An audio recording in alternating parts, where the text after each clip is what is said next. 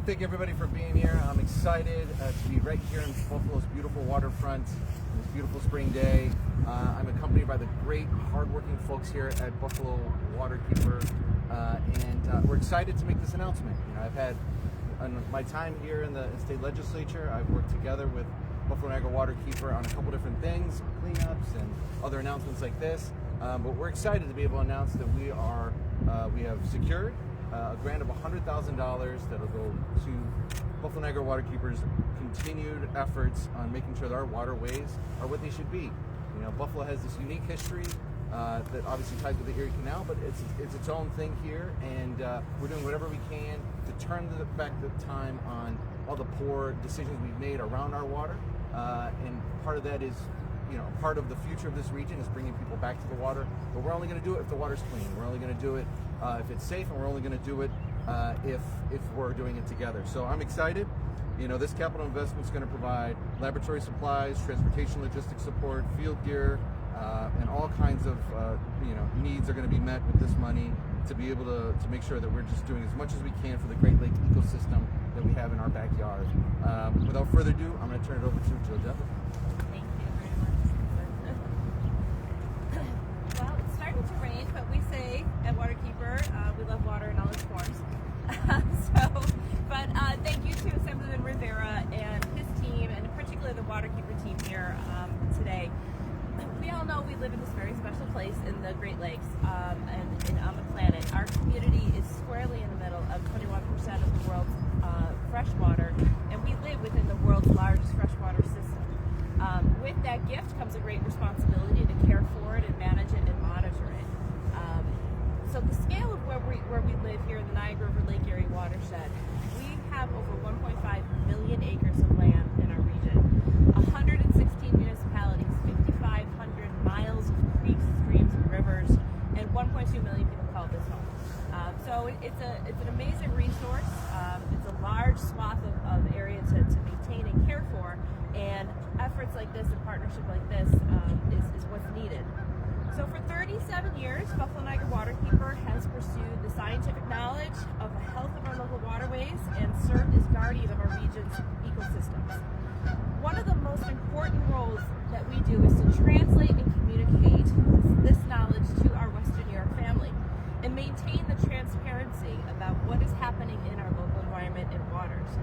So whether it is the frontline information and data that we collect in the field, or for the staff and volunteers that we deploy to local ecosystems to care for both the newly established and recovering ecosystems, this work requires specialized equipment and supplies for every season. So two of our long-standing programs that rely on and utilize this equipment include both our Riverwatch and our RestoreCorps programs. Our RestoreCorps program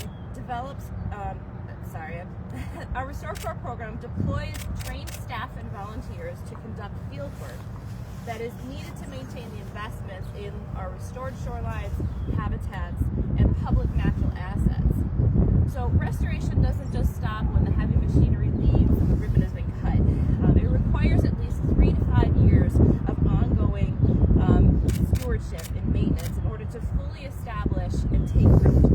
This is when these restoration sites are most vulnerable and they need the most care.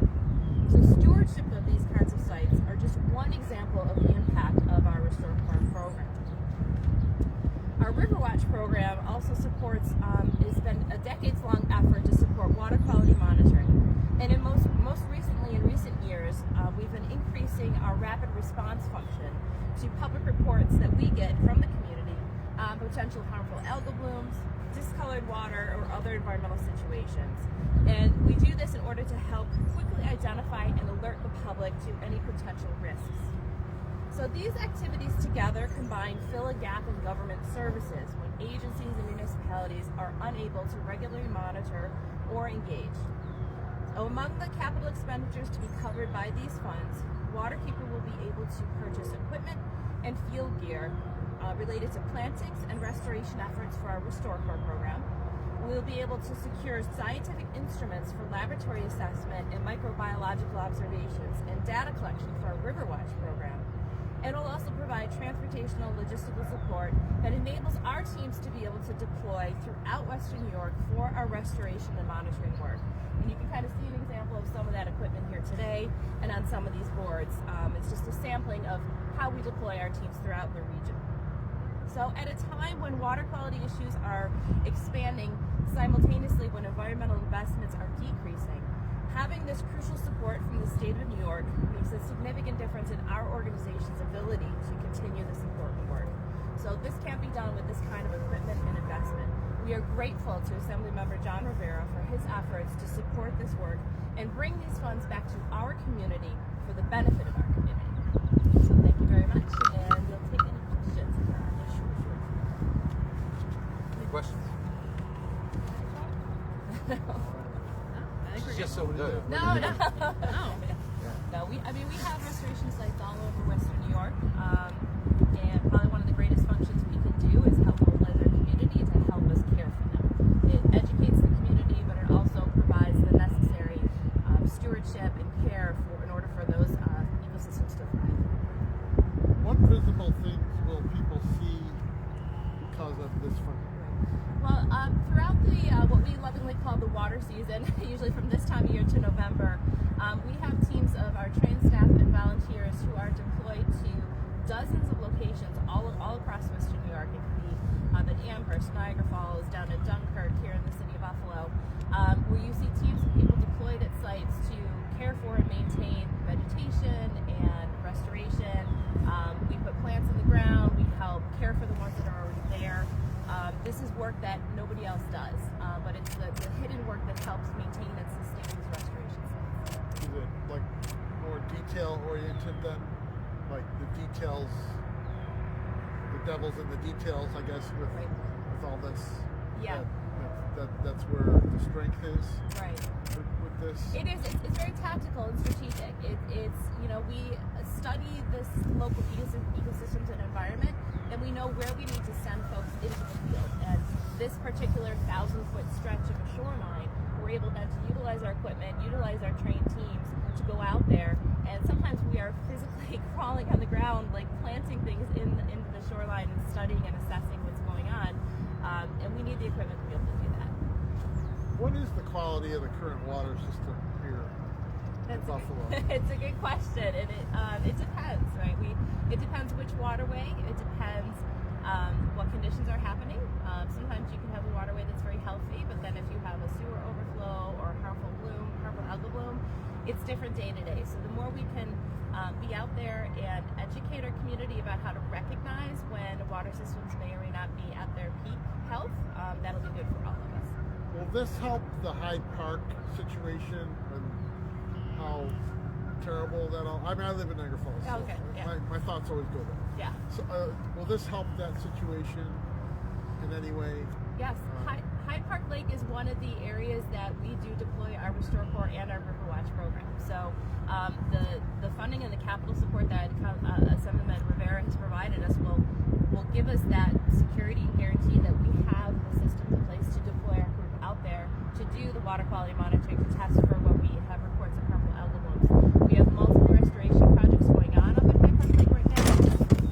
And we have multiple projects going in the ground in Hyde Park Lake and Niagara Falls right now that will need care for them once the construction is done. And this is how our RestoreCorps team will manage that as well. Is it safe to eat the fish that come out of there? That's another question. It depends, right? It depends on the species of fish. It depends if you're a man or a woman or a child. It depends on what species and how you prepare it. So the Department of Health does have a fish consumption advisory that people can look at to see what is considered safe. Is that the same true here in the Buffalo River? Yeah, also here at the Buffalo River.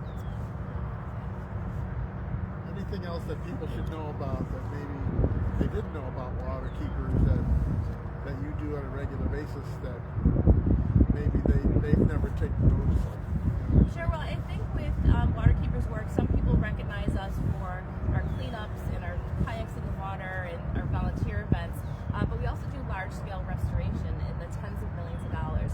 But these are kind of programs that allow us to help meet these large-scale restoration community engagement. And when you can have a community that's involved in caring for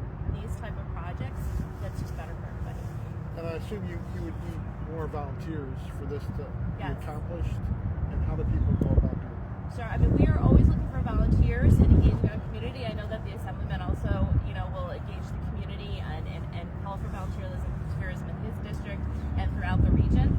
If people are interested in volunteering for our RestoreCorps program or to get involved, you can reach out to our office or go online to our website, and the same thing, they can call the Assemblyman's office as well.